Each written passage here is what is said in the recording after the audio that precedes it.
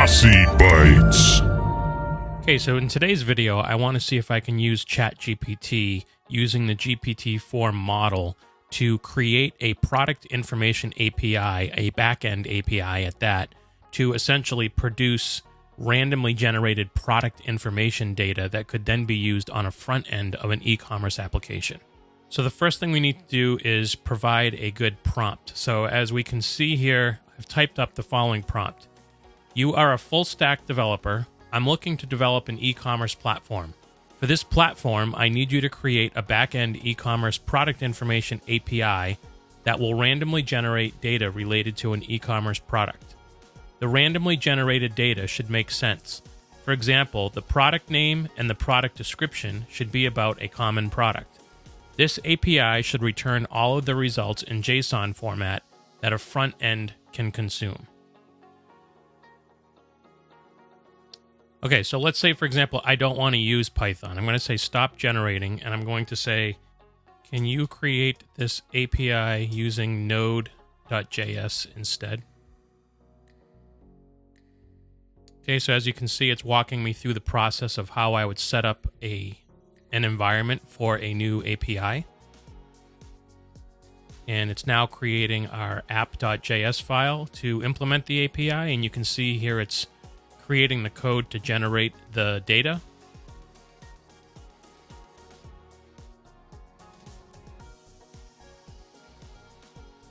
Okay, so if we go back up and look at what it created for us, it's walking us through the process of setting up our environment in our code editor. It's explaining to us how to create a new project. It's also helping us install a dependency on Faker. It's then walking us through how to create the app.js file, and it's created all the code necessary for this application to work. It's then explaining in detail how this is going to work and that we can use something like Postman to hit this particular endpoint here. It's explaining to us how to start the server so that the API is actually up and running. And then it's telling us how we can test it using, for example, Postman. And also telling us how we can control how many product results it will return using the API. So what I'm going to do now is just follow the instructions here, and I'm going to go into my code editor and create this API. Okay, so taking a look at the instructions here, the first thing is to set up our environment. So the first thing is to make a new directory called e-commerce API. I've already done that, and I'm already in that particular folder in my code editor. So next, it's telling us to run npm init-y.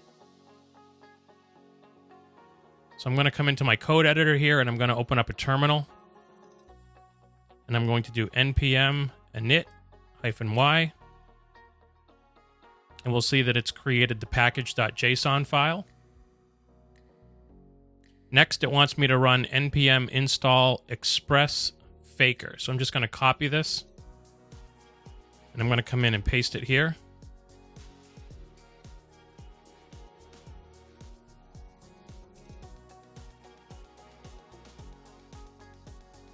And we'll see that it's gone ahead and installed those packages and has created the node_modules directory.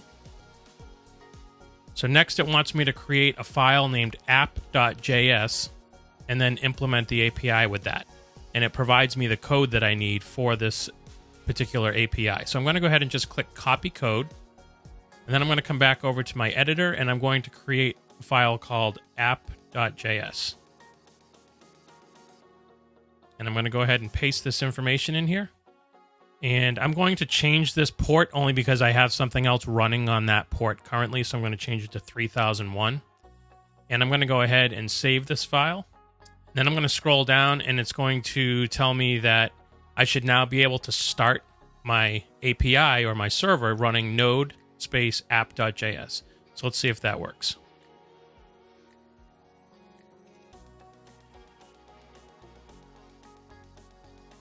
Okay, so it's giving me this error here, cannot find the module.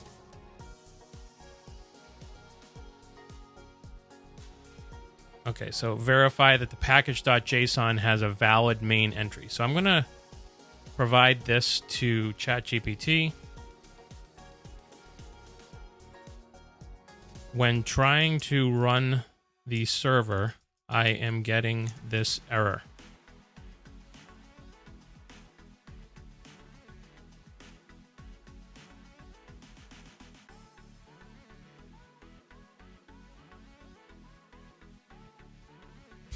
Okay, so let's a little bit of information here. So it seems that the main entry in your package.json is pointing to a non-existent file. To resolve this issue, you can update the main entry in the package.json file to point to the app.js file, which is your main application file. So open your package.json file and modify the main entry. So it's saying that the main entry should be this. So let's take a look at what ours looks like. So we have the package.json file, and we can see here underneath main, it has index.js. So let's see if that resolves the problem. So we're going to change that to app.js, save our changes. And just to confirm, we're going to come back and see what else is said here. I've also added a start script under the scripts section. Okay, so that's what this is here. So I'm not concerned about that. I'm going to still try to run it the way that we originally were being instructed to run it, because I'm not actually updating the package.json itself. I just did this line here. Actually, you know what? I'm going to just go ahead and take this code, and I'm going to update the package.json file with exactly what they specify. So now it's basically telling me that I can just start my application by saying npm start. So let's see if that works.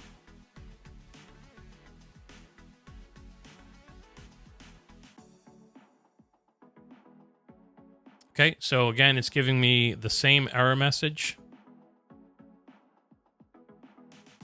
So in this time, I'm going to provide this entire error into ChatGPT.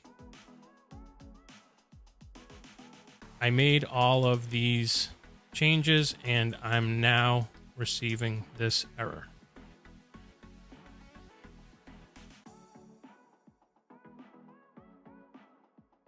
Okay, so it looks like it's suspecting something wrong with the faker library. Okay, so they want me to run these commands here. So we're just going to take this one. I'm going to come over to our terminal. We'll paste in this first command. Then we'll come over and copy this command.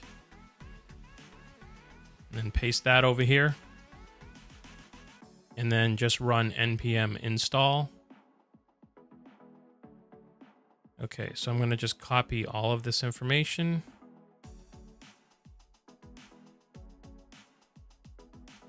And then I'm going to come over here and I'm going to paste, I received this error when running npm install.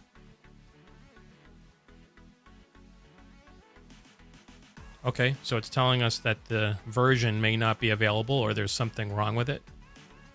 So now it's instructing me to update my package.json file and change the version of the faker dependency. Okay, so it's putting in 5.5.3. And it's also giving me some steps on how I can find other versions of the faker module if this doesn't work. So what we're going to do is follow the instructions here. So we're just going to take this code for the package.json file again. We're going to come back over to our package.json file and update that with the information that they specified. And we can see here now that the faker library is at 5.5.3. I'm going to save these changes. And then it looks like they have us remove the node modules directory and the package lock JSON file again like we did before. So I'll just come back over here and I will come back up and just run these commands again.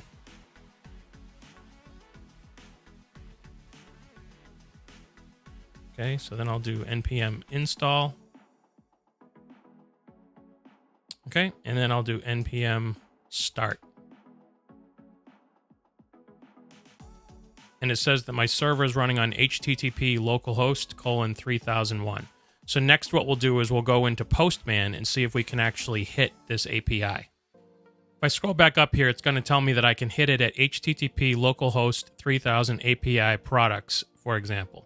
So I'm going to select this URL, and then we're going to pop over into Postman, and I'm going to create a GET request, and I'm going to paste in the API's URL. And now I changed the port to 3001, so I'm just going to change that here. And then I'm just going to click Send.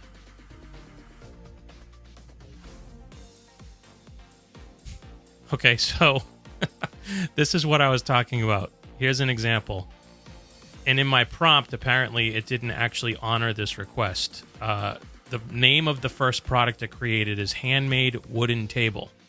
And then the description is Boston's most advanced compression wear technology increases muscle oxygenation, stabilizes active muscles. The second product is Incredible Rubber Bike. Ergonomic executive chair upholstered in bonded black leather and PVC padded seat and back for all-day comfort and support. That is very interesting. So the API is working. Good job.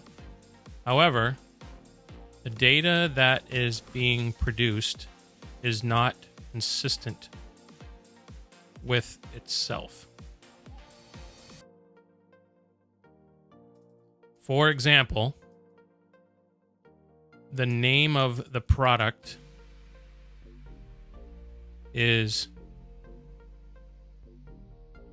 Handmade Wooden Table, but the description is about some type of apparel item, and the category is music, which has nothing to do with a table or compression wear. Can we make the product data all relatable to itself? Be interested to see if it has any option for this. Okay. We could create custom categories and then generate product information accordingly. And it's providing me with an updated app.js file with consistent product data generation.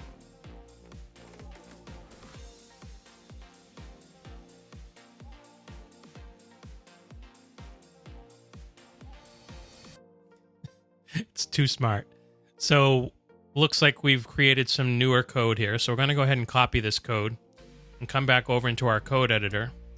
And we're going to exit out here, and we're going to come back to our app.js file, and we're going to paste in the new code that it just created. And then we're going to run the service again. We'll see that it's running on... Oh, it worked for 3000. Before I had 3000 was coming up as being used. So we'll just hit it at 3000 now. So we'll come over here, change this to 3000, and then we'll click send. And so we see the name of the product is Fresh Saxophone, and the description is Gorgeous Fresh Saxophone for your music needs. And the category is music, so that is consistent. So then we have another product here, a cotton t-shirt. It's an awesome cotton t-shirt for your apparel needs. So you can see here, it's not creating overly descriptive information, but it is now actually honoring the product data across the name, the description, and the category. Pretty cool. Rossibytes.